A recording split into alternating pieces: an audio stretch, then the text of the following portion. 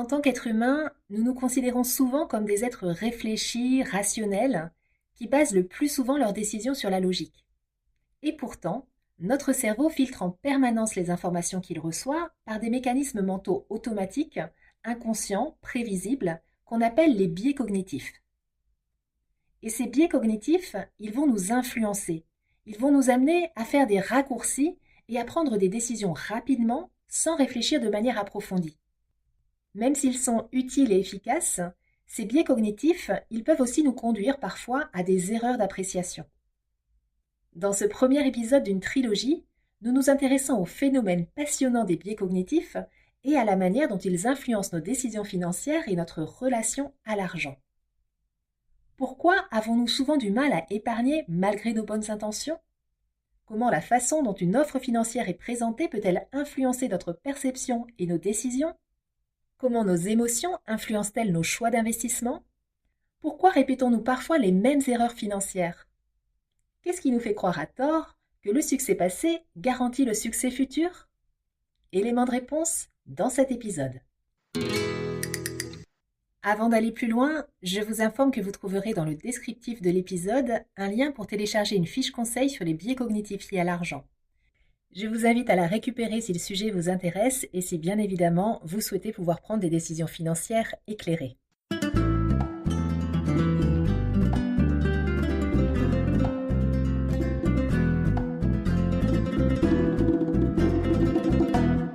Bonjour et bienvenue dans le podcast Les Dessous de l'argent.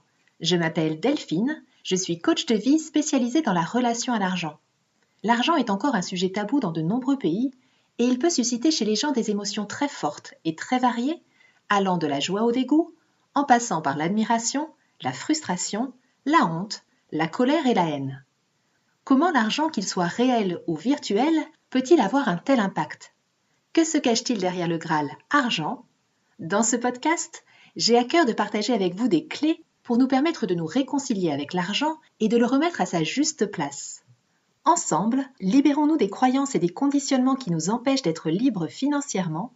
Ensemble, reprenons notre pouvoir personnel sur l'argent et exprimons notre plein potentiel au service du monde que nous désirons co-créer. Si vous pensez être une personne logique, capable de peser le pour et le contre avant de faire un achat, un placement ou une dépense importante, sachez que vous n'êtes pas la seule. C'est en général ce que nous aimons croire, mais la réalité, elle est bien différente. Notre cerveau, c'est un système extrêmement intelligent, extrêmement puissant, et qui est aussi économe en énergie. Et pour aller plus vite, il utilise des raccourcis mentaux inconscients, les biais cognitifs. Ces biais cognitifs, ils nous aident à décider vite, mais ils nous font aussi tomber dans des pièges.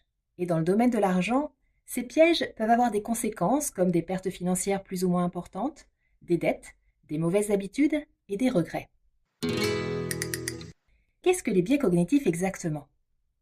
Un biais cognitif, c'est une distorsion de la pensée, une sorte d'erreur de jugement automatique qui influence nos perceptions, nos jugements, nos décisions et nos comportements au quotidien.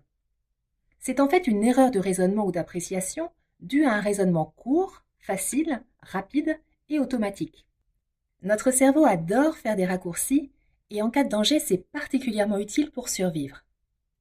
Et un biais cognitif, c'est un peu comme un raccourci de pensée qui vient nous simplifier la vie en réduisant la quantité d'informations à analyser et en nous permettant de prendre rapidement des décisions, mais il ne nous mène pas toujours à la meilleure décision. Les biais cognitifs, ils ont été identifiés et théorisés par deux psychologues israéliens, Daniel Kahneman et Amos Tversky, dans les années 70. Il existe entre 180 et 200 biais cognitifs identifiés à ce jour, et la recherche en psychologie continue d'en identifier, d'en affiner et même d'en regrouper parce qu'il y en a beaucoup qui sont assez similaires. Daniel Kahneman, il a reçu le prix Nobel d'économie en 2002 et il a démontré que nos décisions financières sont majoritairement guidées par nos émotions. Elles sont en fait basées sur seulement 10% de logique pure et sur 90% d'émotionnel, d'intuitif, d'automatique. Oui, vous avez bien entendu, 90%, c'est énorme. Et attention, même lorsque nous connaissons les biais cognitifs, nous pouvons continuer à nous faire avoir régulièrement par eux. Dans ce premier épisode de la trilogie, je vais passer en revue 7 biais cognitifs fréquents qui influencent directement nos comportements avec l'argent et je vais vous les présenter avec un exemple concret à chaque fois. Le premier biais, et il n'y a pas d'ordre logique dans la présentation, c'est le biais de négativité. Le biais de négativité, c'est la tendance à se souvenir et à donner davantage de poids aux expériences dites négatives plutôt qu'aux expériences dites positives. Autrement dit, aux mauvaises nouvelles plutôt qu'aux bonnes nouvelles.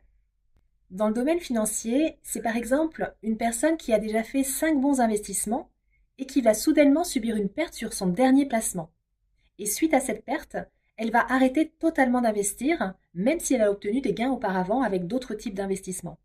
Elle va rester focalisée sur cet investissement infructueux qui va prendre toute la place dans son esprit. C'est une sorte de trauma financier, un choc émotionnel lié à une perte d'argent qui va laisser une empreinte durable sur la manière dont la personne va percevoir le risque, la sécurité ou l'investissement. Ce biais, il peut vraiment nous freiner, nous faire abandonner trop vite ou nous faire croire que tout simplement nous ne sommes pas faits pour investir. Le deuxième biais, c'est le biais de présentisme ou la préférence pour le présent. C'est en fait la tendance à surévaluer le présent au détriment du futur. Ça va se caractériser souvent par une préférence pour les gains immédiats plutôt que pour les bénéfices futurs. Par exemple, imaginons que vous recevez une prime. Vous savez que vous devriez l'épargner pour un projet ou de futures vacances, mais vous allez passer devant une vitrine, vous allez voir un vêtement soldé qui vous plaît ou le nouveau smartphone dont tout le monde parle, et hop, vous vous dites « Allez, je vais me faire plaisir maintenant, je remettrai de côté le mois prochain ». Et vous achetez. Qu'est-ce qui s'est passé? Votre cerveau, il a valorisé le plaisir immédiat du shopping plus que la récompense future. Vous avez sacrifié un bénéfice futur pour une gratification immédiate, même si rationnellement, vous savez que ce n'était pas optimal. Et vous vous répétez régulièrement « je commencerai à épargner sérieusement le mois prochain ». Mais en fait, le mois prochain, il n'arrive jamais parce qu'au moment de décider, le présent l'emporte. Ce biais, il conduit souvent à des dépenses excessives et il peut représenter un vrai frein pour mettre de l'argent de côté, pour économiser. Et ça explique pourquoi il y a tellement de personnes qui ont du mal à épargner ou à investir sur le long terme. Un autre biais, c'est la négligence du futur. Ce biais, il est assez proche du présentisme, mais il va un cran plus loin. Il ne s'agit pas seulement de privilégier le présent au détriment du futur, mais plutôt de faire abstraction, voire d'ignorer totalement l'impact à long terme de nos décisions.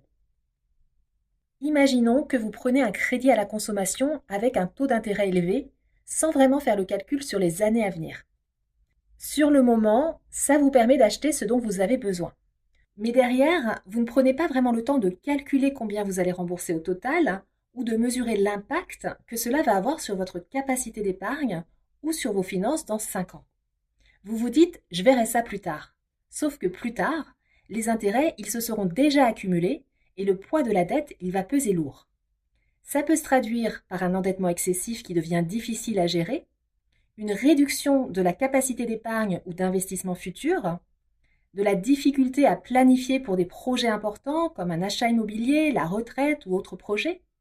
Et ça peut aussi se traduire par un stress financier qui va affecter la qualité de vie. Face à ce biais, je vous invite à toujours vous demander quelles seront mes finances dans 1 an, 3 ans, 5 ans avec cette décision. Je vous recommande aussi d'utiliser des outils de simulation pour évaluer les coûts et les impacts de votre décision financière et de prendre l'habitude non négociable d'épargner régulièrement, même un tout petit montant, pour contrebalancer les dépenses immédiates.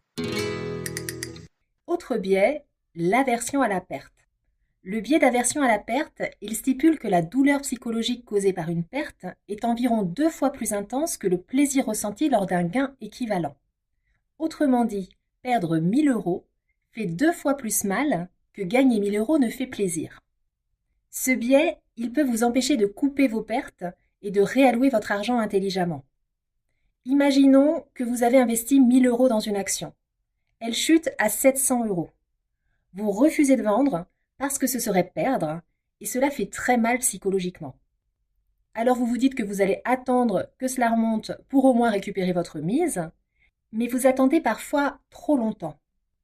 Une autre illustration de ce biais, ça pourrait être de préférer laisser son argent dormir sur un livret A plutôt que de le placer sur un investissement à 7 ou 10% avec un risque limité, simplement par peur de perdre. Ce réflexe de protection à court terme, finalement, va vous faire manquer des opportunités à long terme. Parce que l'aversion à la perte, elle vient biaiser notre jugement parce qu'elle nous fait surévaluer le risque de perte, même si ce risque est mesuré ou temporaire. Elle nous fait sous-évaluer le potentiel de gain par peur de souffrir. Et elle nous pousse à prendre de mauvaises décisions émotionnelles au lieu d'agir de façon stratégique et factuelle. Le biais d'aversion à la perte, il est très lié à un autre biais qu'on appelle le biais d'engagement, qui va nous pousser à persister dans un investissement simplement parce que nous y avons déjà consacré du temps, de l'argent et de l'énergie. C'est là que l'ego entre en jeu. Reconnaître une erreur reviendrait à admettre qu'on s'est trompé.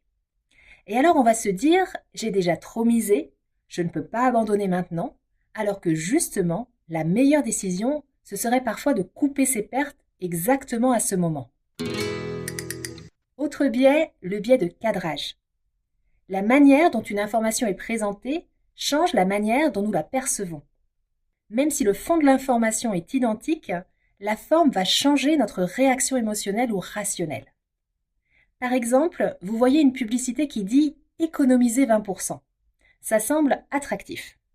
Et si la publicité vous dit « vous paierez 80% du prix », c'est tout de suite un peu moins séduisant.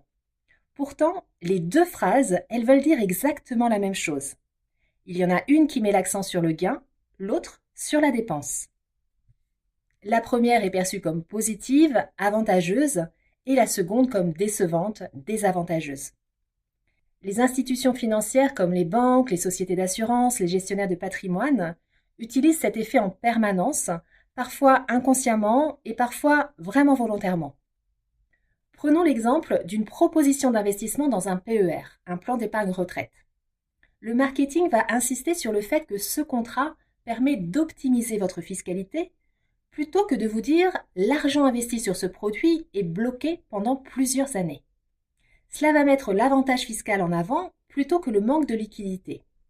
Pour travailler dans le domaine de l'assurance vie et de la retraite complémentaire depuis de nombreuses années en parallèle à mon activité d'accompagnement, je peux témoigner que dans le marketing financier, chaque mot est pesé et aussi très encadré et réglementé avec des contraintes juridiques qui se sont fortement durcies ces dernières années pour protéger les consommateurs et éviter de leur vendre des promesses floues ou des promesses trompeuses. Le dernier biais que je vais aborder dans cet épisode, c'est le biais de récence, qui nous fait croire que ce qui s'est passé récemment va continuer. C'est une projection automatique basée sur la mémoire à court terme, qui va faire dire à notre cerveau « puisque ça vient de se produire, ça va sûrement continuer comme ça ». Par exemple, imaginons que la bourse monte depuis 6 mois, et nous allons penser qu'elle va encore continuer à monter. On va se dire que c'est le moment pour investir, mais les marchés ils sont cycliques, et ce biais peut nous faire sous-estimer le retournement de marché. Ça marche aussi dans l'autre sens.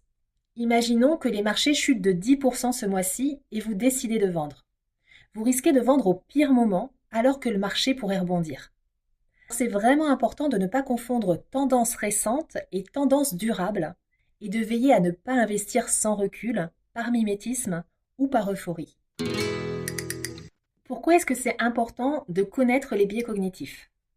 Il faut savoir que les biais cognitifs sont communs à tous les individus, mais leur intensité et leur nature peuvent être plus ou moins marquées selon les personnes, selon le contexte, selon l'âge, selon l'éducation, selon la culture, ou même selon l'état émotionnel dans lequel nous nous trouvons.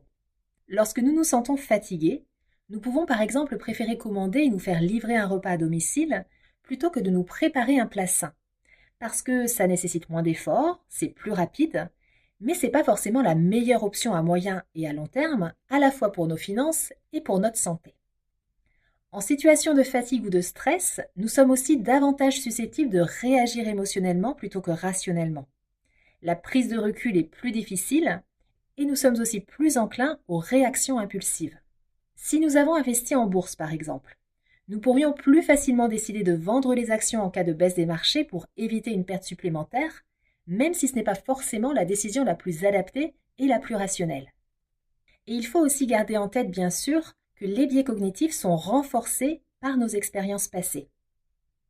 Ces biais cognitifs, ce ne sont pas des défauts. Ils sont inhérents au fonctionnement humain. Ils sont là pour simplifier la réalité, pour décider vite. Mais dans des domaines complexes comme l'argent, où il faut du recul, de la stratégie, du calme, ces biais peuvent devenir des ennemis silencieux. Connaître ces biais, c'est en fait la première étape pour reprendre du pouvoir sur vos choix, pour éviter les erreurs répétitives et surtout pour vous rapprocher de vos véritables objectifs financiers. Dans les prochains épisodes, nous allons voir d'autres biais tout aussi importants, comme le biais de conformité, l'effet de groupe, le biais d'autorité ou encore le biais de rareté. Nous verrons aussi des outils concrets pour apprendre à prendre du recul sur vos décisions financières. Et surtout, nous verrons des stratégies pratiques pour construire une relation plus saine et plus consciente avec l'argent. Ce premier épisode consacré aux biais cognitifs en matière d'argent arrive à sa fin. J'espère qu'il vous a apporté de la valeur et qu'il vous aidera à prendre des décisions plus éclairées dans votre quotidien. S'il vous a plu et si vous souhaitez me soutenir dans la réalisation de ce podcast, je vous remercie de bien vouloir le partager autour de vous, de lui mettre une jolie note ou un avis sur les plateformes de podcast comme Spotify ou Apple Podcast. Vous pouvez aussi le retrouver sur ma chaîne YouTube Richesse illimitée. Je vous rappelle que vous pouvez télécharger une fiche conseil sur les biais cognitifs liés à l'argent. Pour la récupérer, vous pouvez cliquer sur le lien en description de l'épisode. Je vous remercie d'avoir écouté cet épisode jusqu'au bout et je vous donne rendez-vous pour aller encore plus loin dans la compréhension de ces mécanismes mentaux qui influencent notre vie financière. À très bientôt.